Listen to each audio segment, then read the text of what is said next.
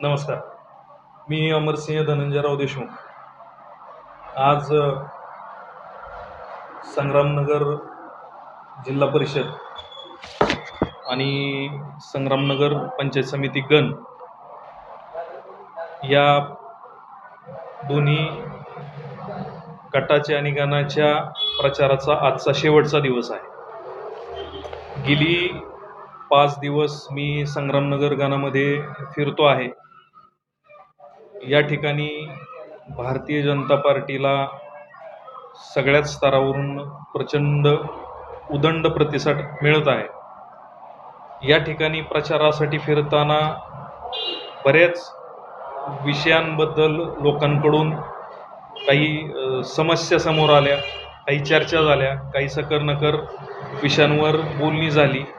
त्या गोष्टींवर आम्ही आदरणीय फतेसिंग दादा असतील, माळशिरस तालुक्याचे माजी आमदार रामभाऊ सातपुते असतील, माजी खासदार रणजितदादा नाईक निंबाळकर असतील, आपल्या सोलापूर जिल्ह्याचे पालकमंत्री आदरणीय जयभाऊ असतील, यांच्या माध्यमातून ज्या काही जागेवर सोडवता येणाऱ्या असतील त्या समस्या आम्ही सोडवण्याचा प्रयत्न करू.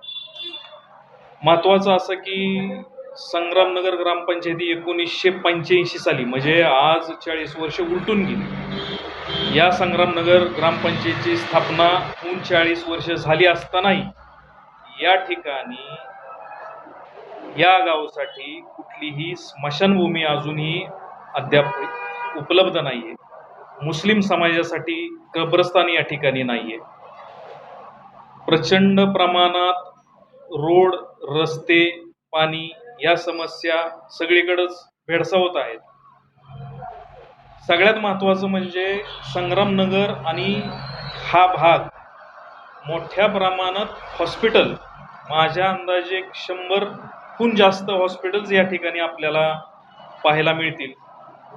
गावातील तर ठीकच आहे, पण तालुक्यातून, जिल्ह्यातून बरीच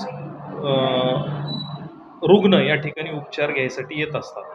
पण ग्रामपंचायतीच्या माध्यमातून इथून कुठल्याही या लोकांसाठी सोयीसुविधा दिलेल्या दिसत नाहीत.